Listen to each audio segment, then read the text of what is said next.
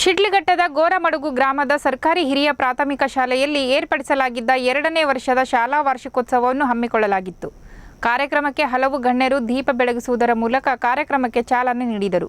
ಈ ಸಂದರ್ಭದಲ್ಲಿ ಮಾತನಾಡಿದ ಪತ್ರಕರ್ತ ಮೈತ್ರಿ ಲೋಕೇಶ್, ಅಂದಿನ ಕಾಲಕ್ಕೆ ಉಳುವವನೇ ಭೂಮಿಯ ಒಡೆಯ ಆಗಿದ್ದ, ಇಂದಿನ ಕಾಲಕ್ಕೆ ಓದಿದವನೇ ಸರ್ಕಾರಿ ನೌಕರಿ ಒಡೆಯ ಆಗಿದ್ದಾನೆ. ಮಕ್ಕಳಿಗೆ ನುರಿತ ಶಿಕ್ಷಣದ ಜೊತೆಗೆ ಮಾನವೀಯ ಮೌಲ್ಯಗಳನ್ನು ಶಾಲೆಗಳಲ್ಲಿ ಬೋಧಿಸಬೇಕು. ಶಾಲಾ ವಾರ್ಷಿಕೋತ್ಸವ ಮಾಡುವುದರಿಂದ ಮಕ್ಕಳ ಪ್ರತಿಭೆ ಅನಾವರಣ ಆಗಲು ಉತ್ತಮ ವೇದಿಕೆ ಇದಾಗಿದೆ ಎಂದು ಹೇಳಿದರು.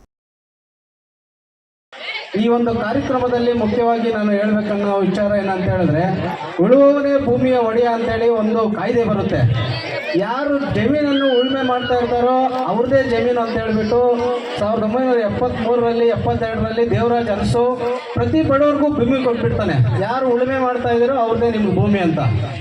ಈಗ 2023ರಲ್ಲಿ ಒಂದು ಕಾಯ್ದೆ ಬಂದಿದೆ. ಅದು ಯಾರಿಗಾದ್ರೂ ಗೊತ್ತಾ ನಿಮಗೆ? ವಿಶೇಷವಾಗಿ ಮಕ್ಕಳಿಗೋಸ್ಕರ ಕೊಟ್ಟಿದ್ದಾರೆ. ಓದಿದವನೇ ಸರ್ಕಾರಿ ನೌಕರಿ ಅಂತ.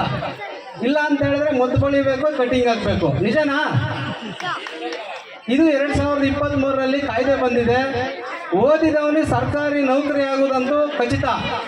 ಇದು ಗ್ಯಾರಂಟಿಯಾಗಿ ಇಟ್ಕೊಳ್ಳಿ. ಇಲ್ಲ ಅಂತ ಹೇಳಿದ್ರೆ ನಿಮ್ಮ ಮಕ್ಕಳು ಕಟಿಂಗ್ ಹಾಕಬೇಕು, ಔಷಧಿ ಬಳಿಬೇಕು, ಸಿಮೆಂಟ್ ಕಾರ್ಯ ಕೆಲಸಕ್ಕೆ ಹೋಗಬೇಕು. ಈ ಥರ ಒಂದು ಇದು ಬರುತ್ತೆ ಮುಂದಿನ ದಿನಗಳಲ್ಲಿ.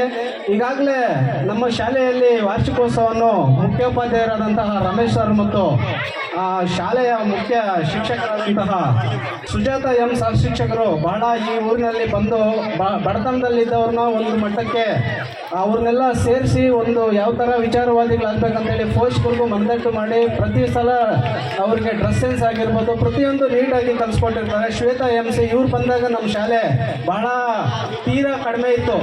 ಏನಂತ ಹೇಳಿದ್ರೆ ಎಜುಕೇಷನಲ್ಲಿ ಗ್ರೋತಿಂಗೇ ಇರಲಿಲ್ಲ. ಅವ್ರಿಗೆ ನಾವು ಬಂದಾಗೆಲ್ಲ ಪ್ರಗತಿ ಪರಿಶೀಲನೆ ಮಾಡ್ತಾ ಇದ್ವಿ. ಮೇಡಮ್ ಯಾವ ಮಕ್ಕಳು ಚೆನ್ನಾಗಿ ಓದ್ತಾ ಇರ್ತಾರೆ ಅಂತೇಳಿ ಅವ್ರಿಗೂ ಸಹ ಕೈ ಹಿಡಿದು ಕಲಿಸಿರ್ತಾರೆ. ರವಿಕಿರಣ್ ಮತ್ತು ಹೊಸದಾಗಿ ಬಂದಿರ್ತಾರೆ, ಅವರು ಸಹ ಫುಲ್ ಆ್ಯಕ್ಟಿವೇಟ್ ಆಗಿ ಶಾಲೆಯನ್ನು ಮುನ್ನಡೆಸ್ಕೊಂಡು ಹೋಗ್ತಾ ಇರ್ತಾರೆ. ಸೌಮ್ಯ ಅತಿಥಿ ಶಿಕ್ಷಕರು ಮತ್ತು ಮಾಲಾ ಮೇಡಮು ಇವರು ಸಹ ನಮ್ಮ ಶಾಲೆಯ ಇವತ್ತು ವಾರ್ಷಿಕೋತ್ಸವ ಇಷ್ಟೊಂದು ವಿಜೃಂಭಣೆ ನಡಿಬೇಕಂತ ಹೇಳಿದ್ರೆ ಮೊದಲನೇದಾಗಿ ಅವ್ರಿಗೆ ಕೃತಜ್ಞತೆಗಳನ್ನು ಚಪ್ಪಾಳೆ ಮೂಲಕ ನಾವು ಈ ಶಿಕ್ಷಕರಿಗೆ ಸಲ್ಲಿಸಬೇಕು.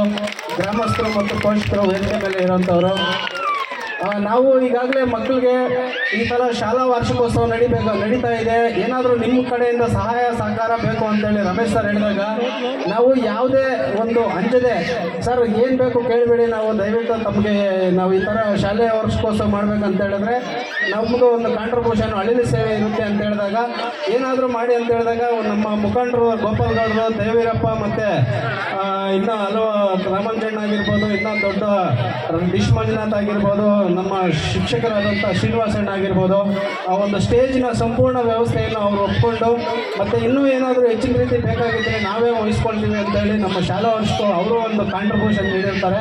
ಅದರಿಂದ ಪೋಷಕರಿಗೂ ನಾವು ಈ ಒಂದು ಸಂದರ್ಭದಲ್ಲಿ ವಿಚಾರ ಮುಟ್ಟಿಸೋದೊಂದೇ, ತಮ್ಮ ಮಕ್ಕಳಿಗೆ ಮೊಬೈಲ್ ಕಡಿಮೆ ಮಾಡಿದ್ರೆ ಒಳ್ಳೆಯದು. ಯಾಕಂತ ಹೇಳಿದ್ರೆ ಇಂದಿನ ಮಕ್ಕಳಿಗೆ ಮೊಬೈಲ್ ಕೊಡೋದ್ರಿಂದ ಅವರ ಒಂದು ಕಾನ್ಸಂಟ್ರೇಷನ್ನು ಏಕಾಗ್ರತೆಯನ್ನು ಮಿಸ್ ಮಾಡಿಕೊಂಡು ಇನ್ನೊಂದು ರೀತಿ ಬೇರೆ ಥರ ಹೋಗುತ್ತೆ, ಬೇರೆ ಯಾವುದೋ ಒಂದು ಕೆಟ್ಟ ಅಭ್ಯಾಸಗಳನ್ನು ಮೈಗೂಡಿಸ್ಕೊಂಡು ಬಿಡ್ತಾರೆ. ಅದರಿಂದ ಅದನ್ನು ನೀವು ಕಡಿವಾಣ ಹಾಕ್ಕೊಂಡು ಈ ಒಂದು ಶಾಲಾ ವಾರ್ಷಿಕೋತ್ಸವದಲ್ಲಿ ನೀವು ಕಾಯ್ತಾ ಇರೋದು ಡ್ಯಾನ್ಸ್ ಕಾರ್ಯಕ್ರಮಕ್ಕೆ, ನಮ್ಮ ಭಾಷಣಕ್ಕಲ್ಲ ಅಂತೇಳಿ ಈಗಾಗಲೇ ಎಲ್ಲರಿಗೂ ಗೊತ್ತಾಗಿದೆ. ಇನ್ನು ತಮ್ಮ ಎಲ್ಲರಿಗೂ ಈ ಒಂದು ಕಾರ್ಯಕ್ರಮಕ್ಕೆ ಬಂದಿರೋದಕ್ಕೆ ಆತ್ಮೀಯವಾದ ಸ್ವಾಗತವನ್ನು ಬಯಸುತ್ತಾ ನಮ್ಮ ಒಂದು ಮಾತುಗಳನ್ನು ಮುಗಿಸ್ತಾ ಇದ್ದೀವಿ. ಜೈ ಹಿಂದ್, ಜೈ ಕರ್ನಾಟಕ.